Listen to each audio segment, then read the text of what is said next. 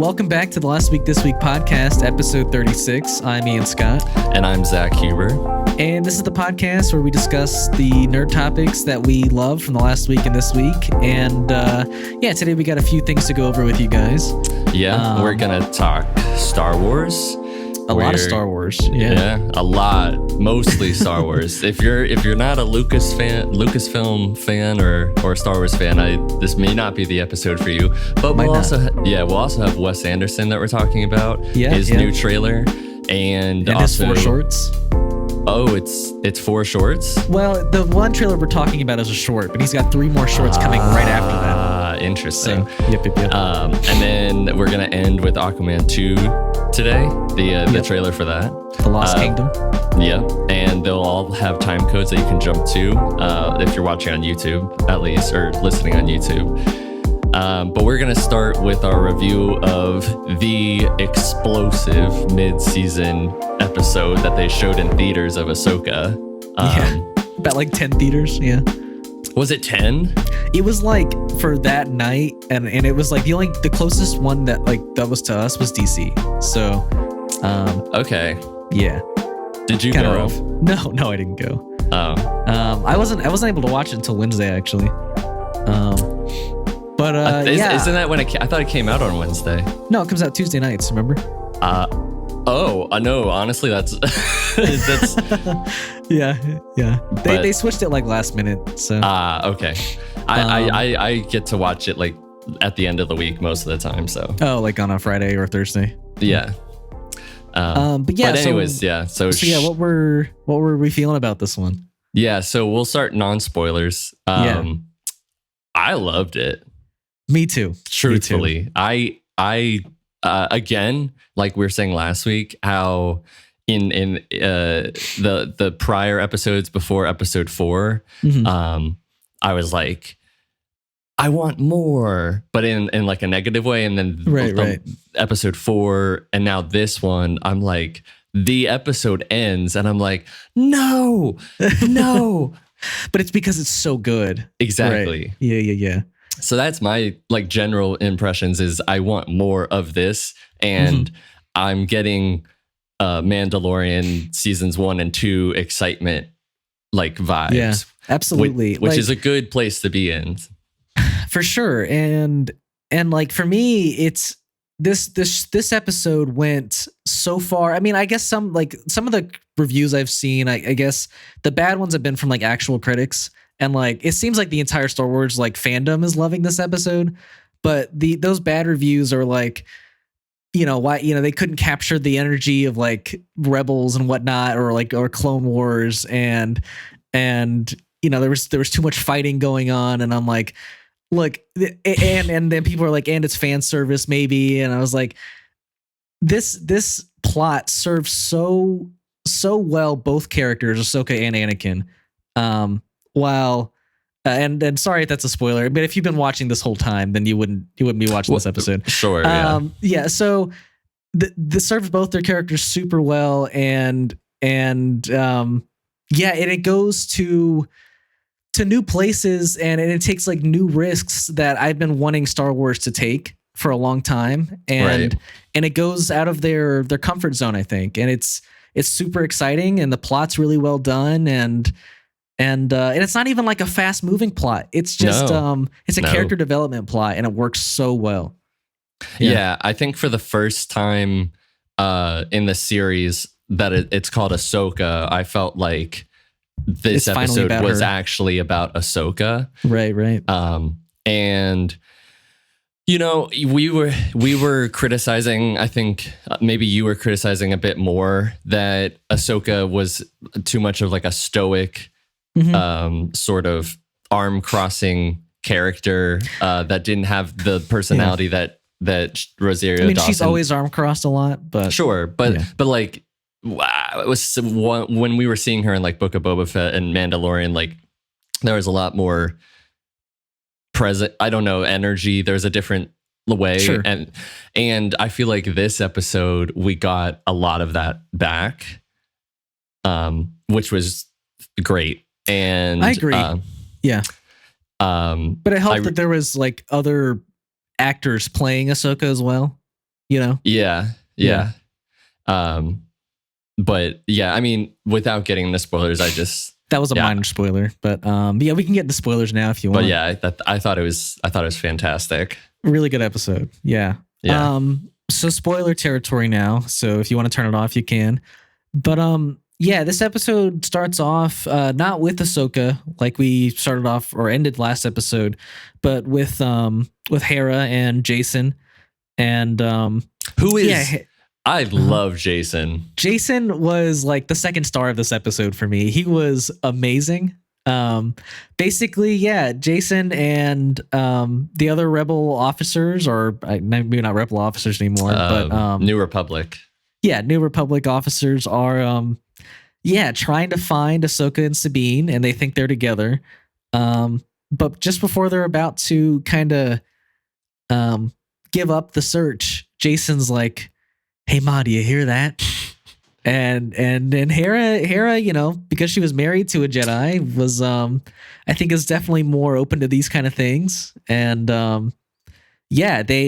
she hears it, which is pretty wild too. But yeah, they basically hear these lightsabers clashing, kind of as the waves are coming in, and but that's kind of later in the episode. But yeah, they basically find Huyang, you know, kind of grieving over the loss of his friends, saying they should have listened to him, and then we cut back to the world between worlds, and we get Ahsoka and Anakin. You know, I would say I was maybe a little worried at first because they go really quickly into a fight scene where you know, and I was worried we weren't going to get like that, like the talks they needed, and we eventually do, but before the fight, Anakin is like, what does he say? He's like, if you remember that, like how you died, then or how you got here, then that's a good sign. And now your final lesson is to live or die. Oh. And they start fighting. And here's the thing, but it was so good because it was like great. He's like, I'm not gonna fight you, and he's like, I've heard that before. Yeah. But it was so good to see like someone from the prequel era fighting again. Oh God, it was amazing. It reminded me how much I've missed that fighting style. Yeah, you know? I love that fighting style. Oh, it's so good. And that fight scene was genuinely, I mean, throughout the episode, their fights were some of the best I've seen in like recent Star Wars. Yeah, I bring back prequel era fighting. Please. It's so like, it's so good. I mean, seeing like Anakin at that time just doing those I don't care that people are like, why do you have to flip around? So it's dope. It's so dope. Yeah. Just keep it. And to see him do those moves again, it like I was getting a lot of chills. Yeah. Absolutely. And I don't know if that's because I grew up and with those movies, and or if it was just genuinely like very cool to watch, because I think it was done really well, and I think those fights were like, and they all had narrative purpose. Right. So I mean, I would say, like, to combat your point of like growing up with it, I didn't start to love the prequels until I was like an adult. You know, I wasn't huge into them as a kid. Right. So, yeah, I think like, at least for me, it's not like nostalgia. It's just like, that's the era of Star Wars that I really love. And that's probably super controversial. Like I might have like a more personal favorite. I don't think it is for like era. People that are like our age. Sure, I don't think that's anywhere near as controversial as it used to be. That's very fair. But I would say half the fan base would find that controversial. But there's also a bunch of people who like the sequels. which I like. I like some of the sequels. I mean, I think like in 15 years we're gonna start seeing like a bunch of, you know, young adults saying, "Oh, the sequel era was great, guys." I can totally see that. I mean, if they don't like burn out and, you know, make like, you know, a ton of shows and movies. Yeah, but I mean, I could see that. I would argue that we'll have to see, but I would argue that there's things that happen, especially when you get to episode 9, that at least the prequels, narratively, there were not any plot hole. I mean, maybe like, because they say like they fill things out in the Clone Wars show, but like for the most part, like there isn't like, and this person who is dead is just back and we're just all gonna accept it. Yeah, absolutely. There's not BS storytelling. Yeah. But yeah, back to Ahsoka. Sure. Yeah, so yeah, I mean, you know, basically as I described, that whole Jason plot line is him kind of, you know, going through the motions of like, even at the end of last episode, he was like, "Hey mom, I have a bad feeling." And so he's insanely force sensitive. He can feel everything that was happening to Ahsoka. And so yeah, basically we're cutting back and forth between that storyline and the Ahsoka in the World Between Worlds storyline. But basically after their first initial fight, Anakin cuts the bridge that they're on, and she falls into like season 1 of the Clone Wars. And she's, you know, I don't know if you recognize the actress who played young Ahsoka. But no. She's the actress who did young Gamora in Infinity War. Oh, cool. And I guess she's also the actress who played the kind of like mean girl in like of the mom and Barbie. Oh, cool. Yeah. So it was cool. Why did that got a bigger reaction out of me than the young Gamora one? I mean, I'm more of a fan of young Gamora, but you know. I think I'm a bigger fan of her in the Barbie movie. Sure. But yeah, I think she nailed it as young Ahsoka, to me at least. Like obviously, yeah, like she doesn't look exactly the same, or the voice isn't exactly the same. But I thought it was so cool to see like a live action young Ahsoka with Anakin, and Anakin was wearing all like the original outfits from the show. Yeah, and it was really cool to see the like the war, you know, Jedi Knight sort of side that I always love that in the animation that we would because get. it's such a like, what would you call that? Not like a maybe it's a hypocrisy of the Jedi code, you know, like just them being generals in a war. It's so like foreign to see the Jedi doing that, and that's why I kind of love that era. But I would love to see. It might be a little hard to do, but I would love, like, one of my favorite outfits is Obi-Wan when he's like in his like similar like, and he's in his Clone Wars outfit. The clone out. Oh my god, that is the dopest outfit. Yeah. I love that. I would love to see that one day. But yeah, so the conversations. Actually, I want to say like when he cut that bridge, and she's like falling, and then it turns pink. Mm-hmm. I was just like, what's going on? Like it was genuinely this like moment of like wonder, and I was just like gripped. Absolutely. I was like, what is?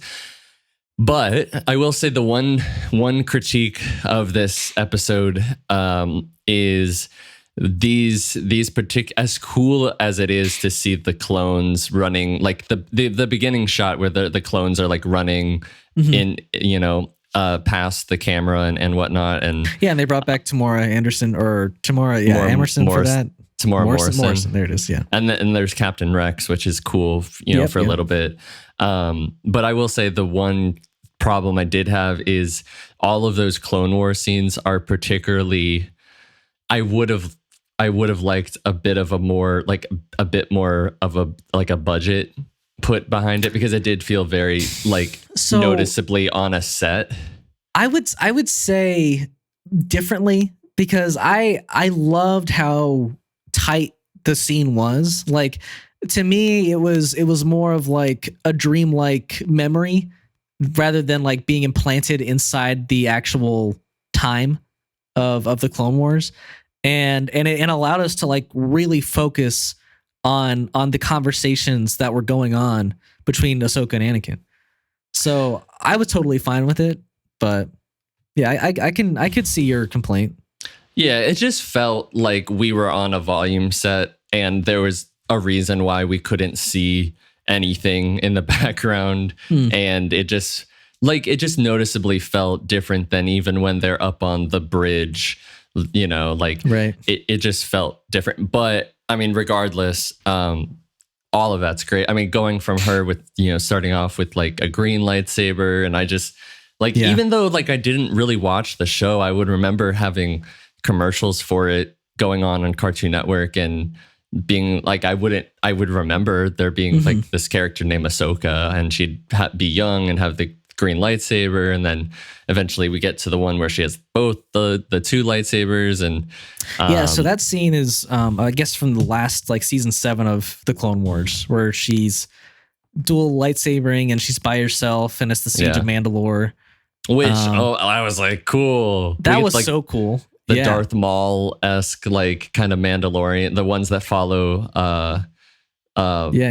Maul or his like brother or something. I was like, that was super sick. And it was cool also, like you got to see like Anakin in that first scene, like the going back, and then you see him again in that other scene that we're talking about, and he's got the scar, and he's noticeably like looking kind of more evil. And I love how there was all the switches, to like him walking off in the distance, then it flashes and it's Vader, and then it goes back to him. Those transitions were amazing.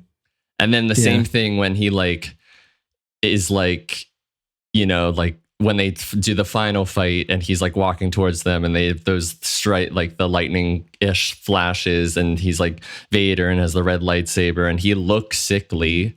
And then it's, when they finish it and he's like, there's hope for you yet. And like, he kind of, I don't know how they do it, but he kind of turns back into like a somewhat like normal, good version of himself. Oh, you're talking about like the very ending of that whole conflict. But I just appreciate how well done that all of that was. Did you see though that there was some of that Sith in her eyes as well? No. Yeah. When she was like holding it to his neck, like her eyes were like a little Sithy. I didn't notice that. Yeah, I didn't either until I saw like pictures afterwards. But yeah, I love that. If you haven't caught on, I guess if you're listening and haven't watched the episode, that this theme of this whole conflict and the experience in the world between worlds was to like, I guess, face her guilt with how she felt about Anakin, and kind of get her to move past her feeling like she's at fault for all of this, that she's part of this legacy of death and destruction, kind of like Baylan Skoll was saying right before she fell off the cliff. Though I will say there hasn't been a whole lot of, like, if you haven't watched those Clone Wars or are aware of any of this, I do feel like it is a bit out of the blue. Like, what's going on here? That's my only complaint at the moment, is that I wish we saw her struggle with this a bit more throughout the first 3 episodes. I agree. But yeah, I mean, I don't know. She's been living with this guilt for like 30 years now. So I get why it's not like super strong at the forefront of the story. But yeah, I think her choosing to let go and both of them live, and that she doesn't feel like she needs to put an end to Anakin is pretty great.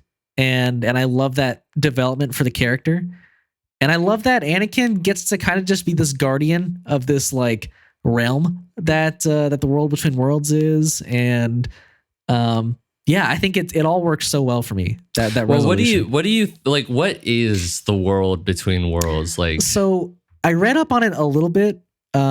Basically, that was like, it was a theorized place within the Force at one point, and so Darth Sidious became kind of obsessed with getting there.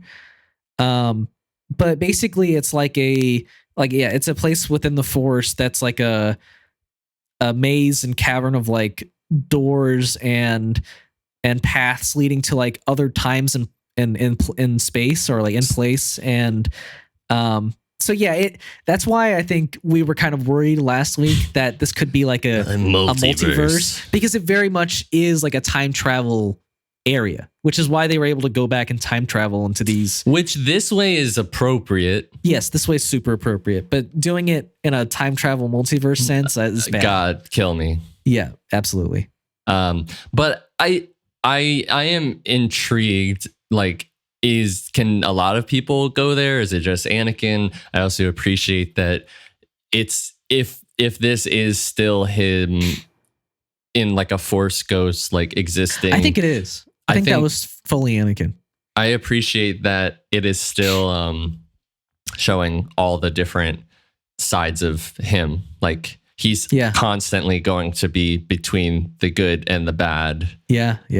You know. I love that it wasn't just like he's fully good now. He's obviously both sides, you know. Yeah, and which I think I appreciate as opposed to he's a good guy. Yeah. I mean, it does. I think it makes sense. I just like as a kid when like Luke, when he saves Luke and kills the Emperor. There's a bit of my brain that's like, he's completely redeemed, but obviously he's not. He's not, because he did 20 years of tormenting on the galaxy. So yeah. But I think it's great for like an Anakin legacy. I don't know why I get the feeling like we might see him again. I agree. Series. I think we will. I don't know how, and maybe. Because I want to know what that like. Maybe sorry. I mean, I'm just wondering. Like, is when he says "there's hope for you yet"? Is that implying that he knows something, or is that just like, oh, I think you'll turn out okay? And that was just that'll be. What did he say? Like, there's hope for you yet. Oh yeah. Well, I just think that was him like being proud that she like got the lesson, that she didn't have to have this guilt. Like of like, remember like in the middle of the episode, he was like, he got frustrated almost with her that like she was focusing on this like legacy of death and destruction. And that, basically, he's like, none of us realized that you were so dangerous and powerful as you were. And so I think by the end he was like, good, you can move on from the trauma that I gave you, and you can live your life. And I think that was the hope he has.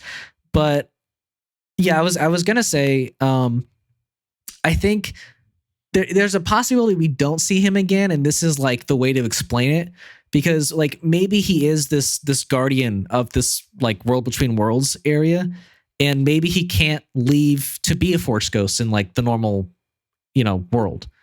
But I mean, he did show up as a Force ghost and. Sure, but that was before. I mean, that was like right after he died. So he could have been appointed, or appointed. Left. There's like a hierarchy in the Force. Well, I mean, there are like 5 Force ghosts now, right? So what? What do you mean? I guess there's only 4 now. Yeah. Okay. I would imagine that there's a lot of Force ghosts. The first one was Qui-Gon. Oh, he was the first to learn it, and he wasn't even a fully. Okay, he wasn't supposed to be a full Force ghost, right? I see what you're saying. Okay. Yes. Okay. Yep. But yeah, so they basically, Ahsoka, lives, and she floats to the top of the water, and the New Republic's able to find her. Well, they dive in and drag her out. But she's floating towards the top of the water. I mean. I don't know. I feel like she was pretty much like just there, Okay. Whatever. Why am I arguing? This is stupid. But yeah, so she goes and gets some recovery at the ship, and basically Hera's like, look, you figure out a way to find Sabine, and my God, that was great. You're talking about the Force memory, right? Oh my God. Great. I was so happy that we finally got something like this. I feel like they're getting some inspiration from Fallen Order. Yeah. That was amazing to see. I love that she hid it from Hera. I thought that was an interesting choice. Because I think well, here's the thing. I think Ahsoka knows that Sabine went willingly, but she's not saying that to Hera. I could see that. I also think it's vague enough with the audio that we hear while she's doing that it's unclear what exactly happened. It's possible. But I also agree that there is that possibility that she didn't say that to her. Yeah. Yeah. But yeah, so then Ahsoka, after getting told to find a way to find Sabine, is like looks up at the sky and sees a horde of Purgils. Is that what you call them? Purgles. Purgles. And so yeah, I think you see them flying. At least in my mind, I was like, oh, they're flying in the direction of like where they beamed off to. So that's just where they're going to be heading. But Ahsoka was like, nah, I'm just going to try and talk to them. And then they're just going to like take us somewhere. Which is an interesting idea. So in I think it might be season 2. There is a planet that Ezra and all of them go to that is specifically like a mining colony that it also happens to be like where they extract some sort of source that like the I don't know, the Empire needs for like hyperdrive shit and whatnot. And like the Purgles also, like that's one of their places that they like are around, and they're like a nuisance and whatever. But like Ezra like ends up like communicating with them, and like they kind of have these routes that they go on. And at least from watching Rebels, like I feel like there's a bit of like they all kind of understand that like Purgles have a bit of a intelligence, and like they do have these routes they go on where they're like migrating. Right. So it's possible. It's not complete. I think I do appreciate that they're like the New Republic guys like, you're not gonna believe me, and then yeah. But they were also very like famously in the finale of like the Rebels, right? Right. I mean, they've been like an ongoing. Okay. Like Ezra has a very specifically like, in touch with, There's a theory because season like the Mandalorian season 3 and this are happening like at the same time. I think there's a theory that the Purgles that like Grogu saw while they were like in space was like Ahsoka actually like on them. Or like in one of them, and that's like why he looked and like sensed that'd something. Be cool. I was like, cool. Okay, that's neat. That would give some reason for that scene, I thought it could have been like really cheesy, but I think it was done really well, and I did like all of them like evasive maneuvers, and then they're all like floating, but I also loved like that there's like light speed abilities in a animal, like that's insane to me. But I love it. Well, that's, I guess, like they are like the inspiration for like that's how they got light speed technology or something. Sort of, like that. Yeah. I mean, that's why they go to those planets to feed on the same energy source that all of the people in the universe use for their hyperdrive cores and whatnot. And so the Purgles are like going there and they need to feed, but then they like were like blasting them away, and we're like, no, and like they couldn't migrate, and they were like getting ill and whatnot. Interesting. Yeah. So there's a bit of lore there. Yeah. But what happens if Ahsoka next episode just nowhere near where she needs to be? She has to be, right? Yeah, no, for sure she will. But that would be hilarious. She's like on the like the opposite end of the universe. She's like in Tatooine. This was such a stupid decision. That's how we get back to Tatooine again. Yeah. Oh god, that would be so bad. I don't want to see Tatooine for like years. Anakin honestly. shows up. I have another lesson for you. Yeah. But this one's about sand people. And I hate sand. Let me teach you what to avoid when you're around sand. But yeah, I think that's our thoughts. We love this episode. It's a strong one, and really looking forward to the rest of the series. Yeah, definitely. Yeah. Definitely, the show has turned around for me in a very big way. Yeah, these last 2 episodes were very, very good. Yeah.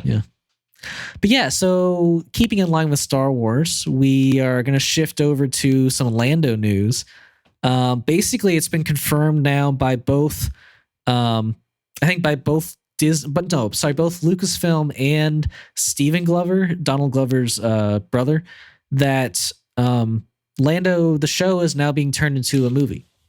Right. Very interesting, considering, I guess, the reason that these like solo,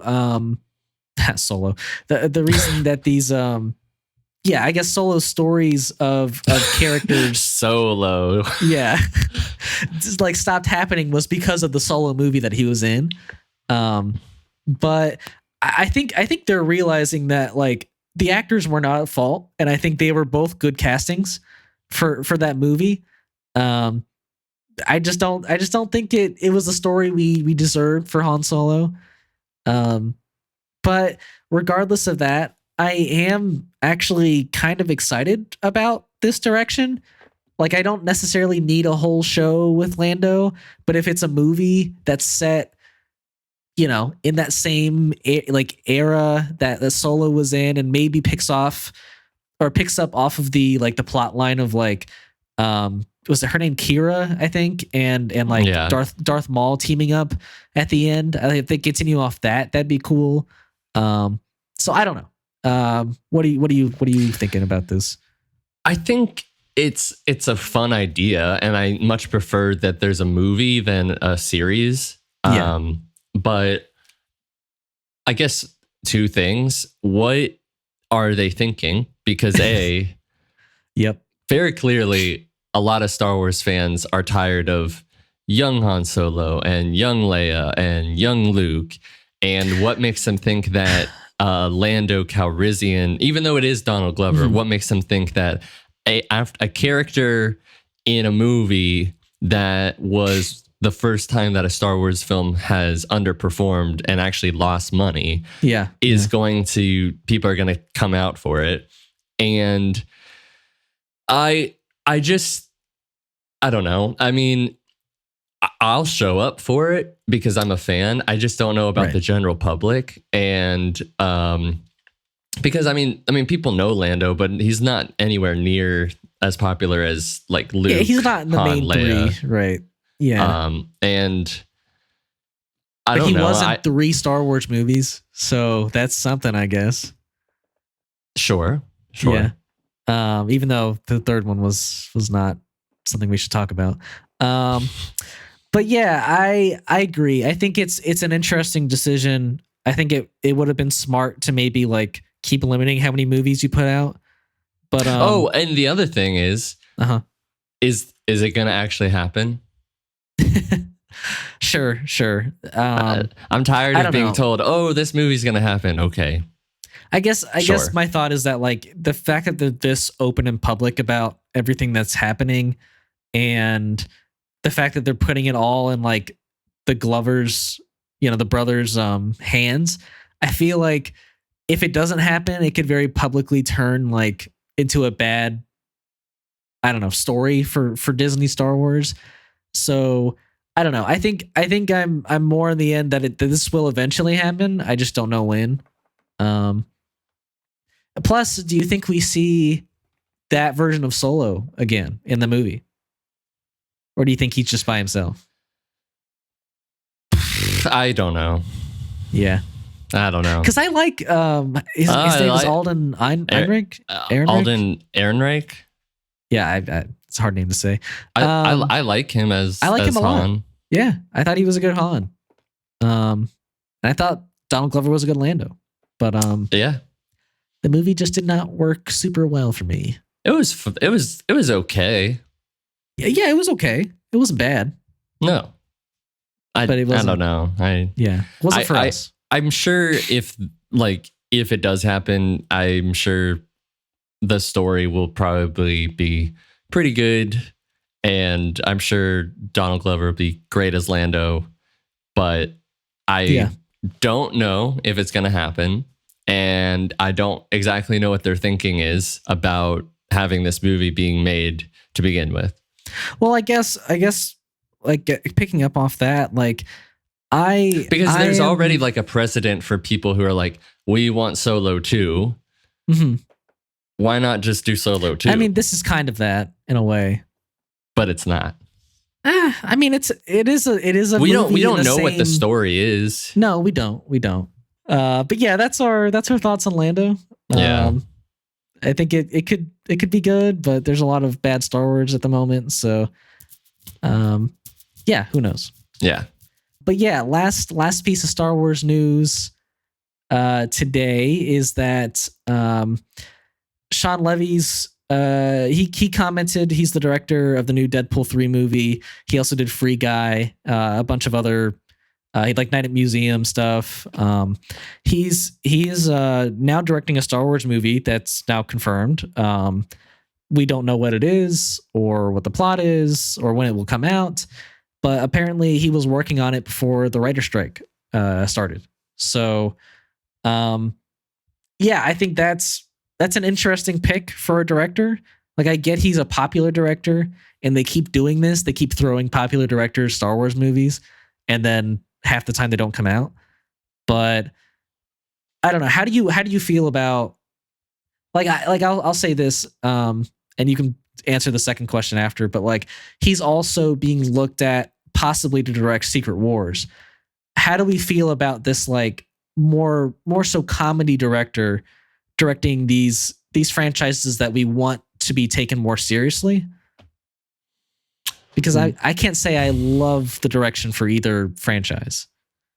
Well, I think that if you go at it that way, if you look at it that way, then we would never have gotten Joker made, which was made by the guy who did the Hangover movies. And sure. I think that that directors are more than just their work, and you see it all the time with comedians who end up becoming great dramatic actors. I also think that to say that Deadpool and Deadpool 2 are mostly comedic would kind of downplay what those movies are, because I think that Deadpool 2 is an incredibly, although there's comedy in it, there's more comedy than the first one. Sure, but it's still an incredible story about this guy who's almost like a revenge story, and kind of like kind of like Princess Bride-esque, like going to get his wife. And come on, I think that those movies are incredibly. I really like the first one. I can't say I like the second one as much as you do, but I think it's a good movie still. I think the second. I mean, yeah, that's your opinion. But I still think the second one is arguably better than the first one. Wow. It's a great... I don't know. I don't know if it is. I think there's a lot of people who really love the second one. I would agree, but I feel like the first one... Like, I just feel like the second one gets a little messy at points. Like, the first one has a pretty tight-knit story that's simple. He has to go save his girlfriend and fix himself, and but the second one is like, she's dead, he has to get to the afterlife, and the only way he can do that is by saying, I don't know. I don't know. I guess I don't love the plot as much as the first one for me, but that's just me. But even in the opening scene, you have him having like a seemingly awesome, great, normal day, loving his relationship.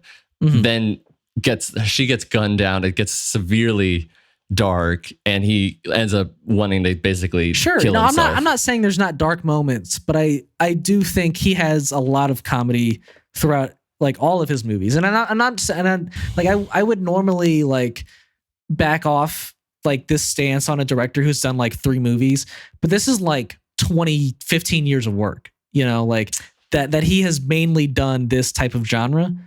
And so like it just makes me think like the Star Wars movie will most likely have that kind of a feel. Secret Wars, I can't say will, if he directs that.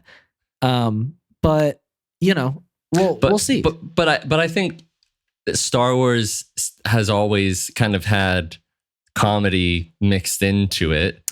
Sure. And it's just I know for a lot of people, like the best Star Wars of like to recent date is like Rogue One and Andor, and that is not that type of Star Wars at all. Yeah, but I also would argue that there are people who miss there being like a good balance, whereas I feel like 9 went way too much into like there was darkness, but there was also like a lot of like things that were for like kids, I feel like in 9. Yeah, totally.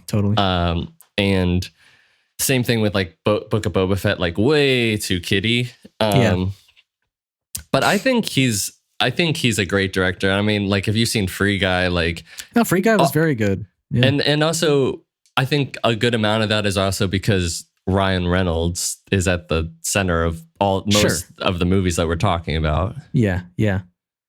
But I'm on board with it. I'm not like doubting him. Like I'm not fully like writing him off. As like he'll make a bad Star Wars movie or a bad Avengers movie. I just think it's an interesting choice, and I think like the Star Wars feels very like reactionary to him being a popular director right now. I just don't know if it's gonna happen. Sure, yeah, that one for, like more than the Lando movie. I don't know if that will happen or not. And if he's doing Secret Wars, I mean, I'm on board. I think because like also Joe and Anthony Russo, what were they doing? Before Winter Soldier, they were doing like Community I don't episodes. Even know their discography. Yeah, they were doing or not filmography. I mean, they were doing like I think they were doing like Clone High, or maybe Clone High was the guys who did the Spider-Verse movies. But the Spider-Verse, yeah. But like Joe and Anthony Russo were like doing a lot of like Community episodes and stuff that was like more like sitcom comedy sort of TV things, and then they get the chance to make Winter Soldier, and then we're at Endgame, and so like I don't know, like I think. But yeah, that's why I said I would back off that stance if it was like a newer director like that, right?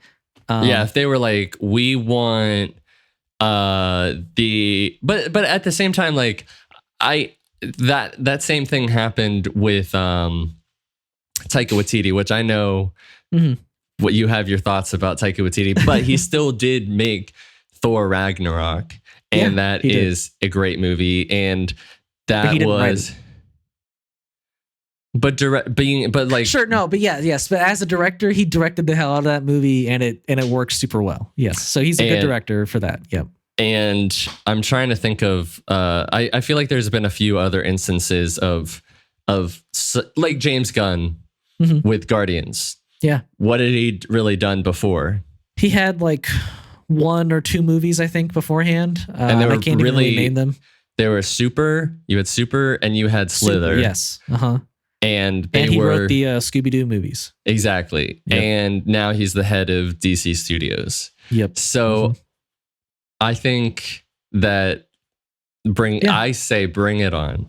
Sure. No, challenge Shawn Levy, and we'll see how it goes. And but I'm gonna place a bet now that we don't see Shawn Levy direct a Star Wars movie.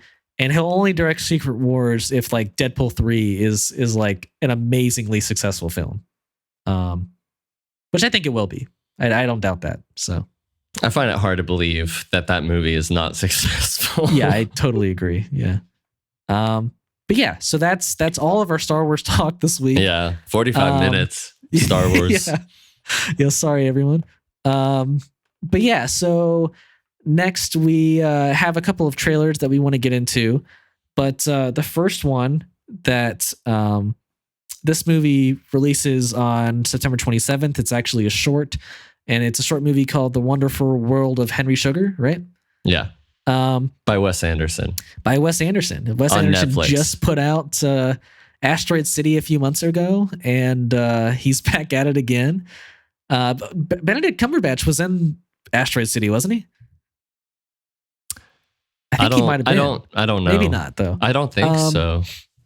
But yeah, so basically, this story, along with 3 other stories, are going to be short films. This one releases the 27th, and the other 3 release the 28th, 29th, and the 30th. So 4 straight days of shorts. Oh wow! Yeah, all dropping on Netflix, and basically these short stories are, what was it? Yeah, this is the first time he's done a Roald Dahl story since Fantastic Mr. Fox. So all 4 of these are Roald Dahl stories. Interesting. Yeah, and so for you guys out there who don't know, Roald Dahl wrote Charlie and the Chocolate Factory, James and the Giant Peach, Matilda. Oh, he did Matilda. Okay, and Fantastic Mr. Fox, of course. Lots of movies, lots of books. So yeah, basically, it's I mean, to me that alone is exciting because Fantastic Mr. Fox is I think is a great story and probably a great adaptation of that story. But yeah, so getting into the trailer, I kind of loved how it wasn't, yes, it was very Wes Anderson, but it was on another elevation of Wes Anderson. If you get what I mean. So I'll explain there that sure. the multiple rolling sets I thought were fascinating, and there's a quote that he has that I can get out, but he talked about the style of these shorts he's doing, and there's a ton of rolling sets that switch in and out, and the actors are talking basically they're reciting the lines of the book while doing what they're describing. Right. And so this is one of the first times he's done a story where he's just taken the words from the book, and because he said he was fascinated by how Roald Dahl tells stories, and he struggled to make these shorts for a long time because he didn't know how to interpret them, but was hey, let me just do them how he did them. And yeah, and I think you can, I don't know, to me that's what I mean. I guess another level of Wes Anderson quirkiness, where he's just the actors are always talking to you and the sets are rolling in and out, and I don't know, I think it's very creative and interesting looking. Yeah, I love that it is primarily, it seems like the entire short film. Do we know how long they are, by the way? I want to say this one's 37 minutes or something. Okay. So I love how it is very much, it seems like it's going to be Benedict Cumberbatch is the narrator, and that we are going to go through it in a very storybook sort of way. Mm-hmm. And I love that. And I also think that it's very interesting that he's doing Roald Dahl, because there's been so much talk about censoring Roald Dahl books recently. And did he do The Giving Tree? Am I thinking of, or is that somebody else? That was probably somebody else. I'm not sure, but there has been talks about censoring and changing words and language that were in Roald Dahl books, and it's interesting that you have. He's I want 4 different stories. Yeah, and it's interesting that he said I just want to take the words from the book and put it on because I think that is I mean, obviously it doesn't, it's not applicable all the time, but if somebody gets an idea across very effectively and you find a hard way to change it, and especially there's been all this talk about well, we want to change the words or the descriptions of people to XYZ in the books. Right. Well, you're completely changing the way that an idea or a scene is being portrayed or getting certain feelings across, which has been a point of frustration for a lot of people. And I just think it's great that you're like, okay, well, I want to adapt it into I want to adapt these stories into a different the most medium, true form. But keep them in their like true form in a way, you know? Yeah, and it's like, well, I'm going to keep the words, and I'm sure there's going to be a ton of think pieces about this. Sure. But I think it's awesome. I think the way that it's the shots were done were like almost a parody of what like a Wes Anderson movie would be, but it is a Wes Anderson short. And I don't know, I do love how it looks, and I'm very intrigued to and it's rated, like, this one's rated PG. So I mean, I think it's going to be a very they're going to be light stories probably. Yeah, but I think it looks great.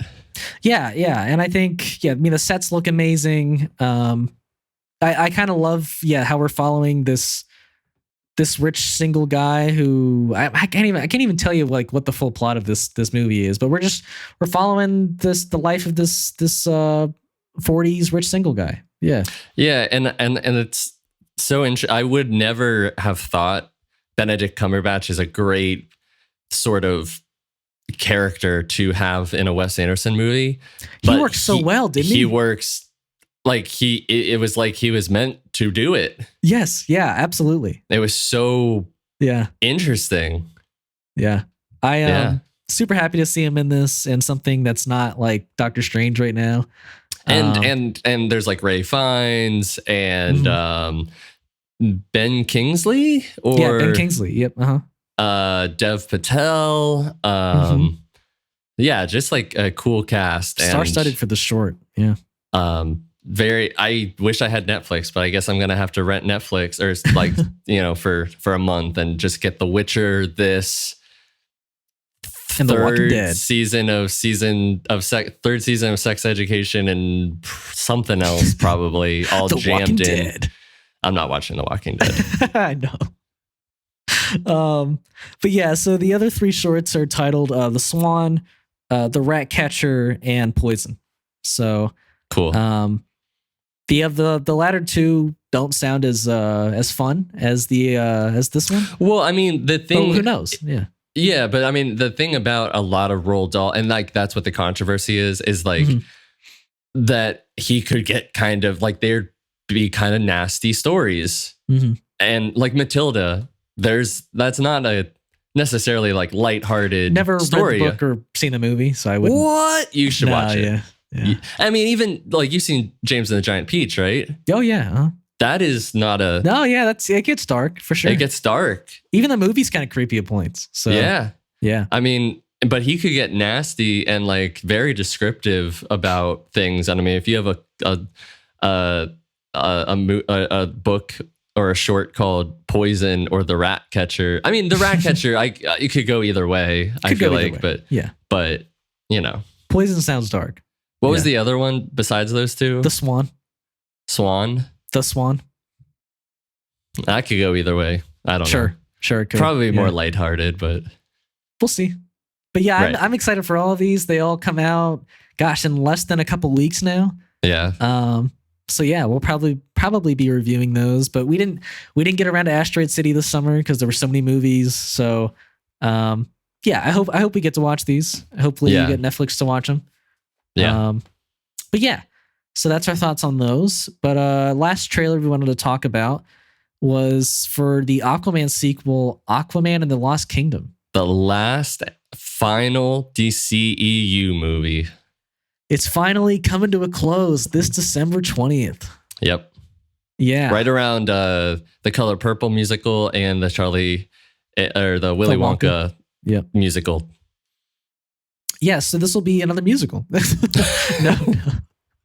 I mean, in a weird way, there is parts of this that not that it's a musical, but like go into this very fantastical, very.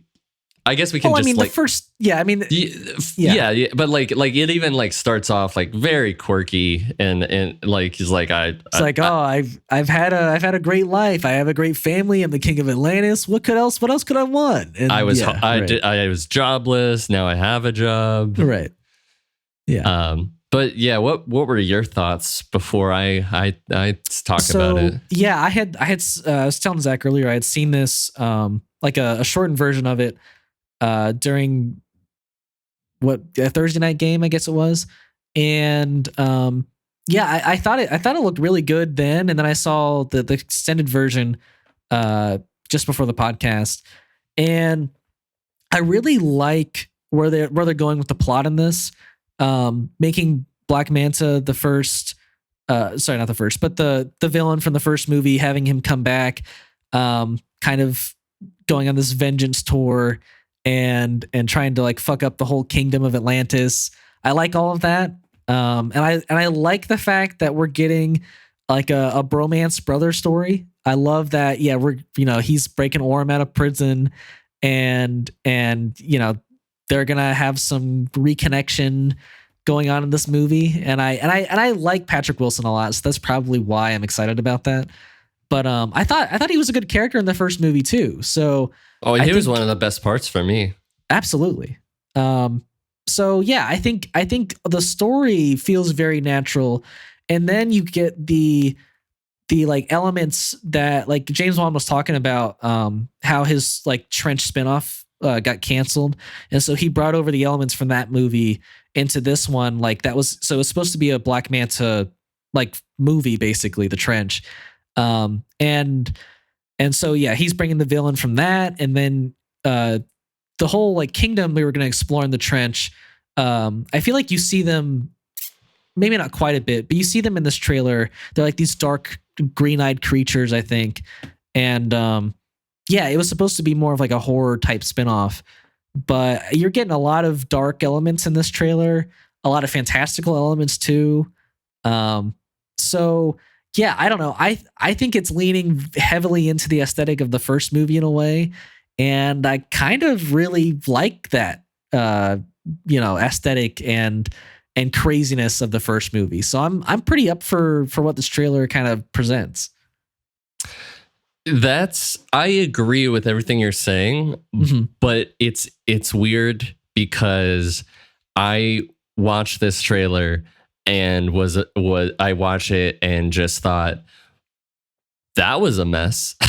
Really? Like, here's this is what I think is, when I watched the original Aquaman trailers, I also kind of thought they were weird, and like the way that they're shot, I thought was kind of odd. Sure. And the same thing happens in here, where it feels like there's this hyper realistic, fast, high frame rate thing to it. And some of the shots look incredible. Yeah, and some of the shots, like, I do love the way that, like, when Black Manta's like on the throne, that looks great. There's a lot of his action trident scenes. Looks super cool too. Yeah, I mean, there's a lot of great shots, but it's also this interesting way that James Wan shoots things that I thought I was kind of nervous about with the first movie, like especially a lot of the stuff where the guards kind of like try to take his mom back, and there's this whole action sequence with the house, and it's and the same thing when the same kind of guards are following them through the or whoever they are following them throughout the city, and like you get the shots where like Hera's on the roof and then Arthur's like in the stuff below them, but when I watched the movie, it worked really well. So what I'm assuming is, like, I'm hoping that it'll be the same exact, like it'll feel really normal and well put together in the movie. But for some reason the trailers just don't work for you in a way. Yeah. But the trailer, I mean, it was just so strange. It started off like this weird, like, hey, I'm Aquaman and I'm drying my my suit out on the clothing line. That wasn't in like the playoffs. That's not the playoffs. The NFL game I was watching. So but yeah, no, I agree. There was a bit of cheesiness there. I mean, I appreciate it. And I like the story idea. But it did seem like, wow, there's a lot going on. Like, there's all this. You know, what's interesting though? We're not like, I didn't see any of the of like the environment plot that they were kind of hinting at. I think there was a bit of it that was like, what do we leave behind for our children? Oh, okay. That's interesting. I think there might be a bit of that. But yeah, I don't know. I'm excited for this movie to delve more into the Seven Kingdoms, and because I feel like it gave a lot of the movie away, though. It did. It gave a lot of, because it was like almost a 3-minute trailer. So I would be okay not watching another trailer until this movie came out. Yeah, I kind of agree. You know, we might review another trailer when it comes out. Who knows? But this trailer got me excited for the conclusion, perhaps, of like Aquaman. Because I don't think a lot of stories need a 3-parter. I think 2 parts can work. And I think this could be a good 2-part story for Aquaman. And we could just have him sail off into the sunset. So yeah. I think it has the potential to be very good. I just watched it and I was a bit like, there is some high fantasy elements going on. Super high fantasy. Very out there, but isn't that similar. Cool for a comic book movie? I feel like a lot of comic book movies now don't go that way, you know? Yeah, I mean, I think it's cool. I just I'm a little, after watching the trailer, I just thought, well, I hope this all makes sense and feels okay, because on paper it's like it's crazy. The king of Atlantis, and my mom is the, like the queen or whatever, and Nicole Kidman's riding fucking space or sea animals, and there's but there was a whole like sea battle last no, I know, movie, I know. It's just, but like this time it's like there's an evil trident and it goes all the way back to Atlantis, or like to like the first king, and I was like, yeah, I mean, I think it's cool. But there's also that level of camp to it that I don't know what to think about it. I'm curious though if this movie's gonna do well, because a lot of the box office of the first one came from like international box office. So like maybe they'll still come out and see this movie despite all the DCEU problems. So like it's possible. Like I would say guaranteed this does better than Blue Beetle. Maybe it does around the same numbers as The Flash, which would be rough, but I don't think it's going to be as successful as the first movie. But it could be the most successful DC movie of this year, which is saying something. It's hard to believe that Shazam came out this year. It feels so long ago, but it also is like, kind of fitting that it came out this year. We've had 4 DCEU movies this year. They really packed them in this year. Yeah. I'm happy we're getting just one next year. We are? Yeah, Joker 2, not DCEU, but yeah. Right. Yeah. Yeah. I don't know. I think it looks like a lot. It's a lot. It's a lot. You're right there. Yeah. But I think it looks like it could be good. So, I think it has a potential. It does. But yeah, that's everything we wanted to talk about this week on the Last Week This Week podcast. Is there anything you watched this past week that you would like to talk about? Nope. Nothing. Yeah. No. Yeah. So last week I said I was going to finish The Walking Dead, and I did. I finished. There's 2 episodes left. Finished them. It wasn't a bad finale. I'll say that. It definitely wasn't like. I can't say it was super satisfying. There wasn't like a really clever way they beat the villain. It was just kind of like, let's just keep gunning and running until we get to the governor of this society. And so I don't know. I think the satisfying things we're seeing, like how, and spoilers obviously at this point, but like how the main group we've been following reshape this place called the Commonwealth after 2 years. Really interesting to see, everyone kind of go into their happily ever after settings, and like this is how we're sailing off into the sunset. And they did technically set up all 3 spinoff shows in that last episode. So yeah, they had like Maggie talk to Daryl and just like, yeah, we want to, like, I have a job for you. We want to basically make, like, we want to think about the greater world at hand. So they're like basically going out to see if there are any survivors, see like what the state of these cities are in, I guess. So I guess that's why Maggie's going to New York, why Daryl's going to Paris. Yeah. So, and then they actually got Rick and Michonne back for the finale. I thought that was kind of amazing. Even though they weren't in most of it, it was like a few minutes of the finale. It was nice. It was like a full circle kind of moment where they showed most of the characters that had been throughout the show. And yeah, I don't know. I can't complain too much. I would have liked some more creativity maybe in how the plot was written, but not a bad finale. I mean, overall as a show, now that you've seen everything, what would you put this? I would say overall as a show, it definitely like gets, and it's sad to say that, but it gets worse and worse. Like I would say season 11 is probably my least favorite season. Unfortunately, like I think even season 10 was better than season 11. But it's not like it's not. I can't, because sometimes it is bad. Like sometimes the show is just it's bad. But you know, I was happy to watch all these characters reach their conclusion. And if you like Daryl and some of the cast, then maybe you'll like how it ends too. But as an overall show, you know, I'd say it's and it's hard to not split it up between the seasons. But like it's good as an overall show. I'll say that. Like it's good.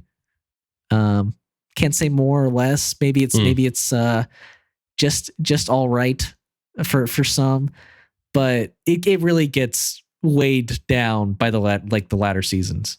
So yeah. It's unfortunate, but it finally came to an end and it had an ending. So I'm happy with that. You know? Yeah, it's unfortunate. But yeah, that's all I watched this week. Besides rewatching Bumblebee, which was a great experience. Great visuals, great fights, pretty good plot line for Bumblebee. So you still haven't seen it. I'd recommend it. I'll try to watch it sometime.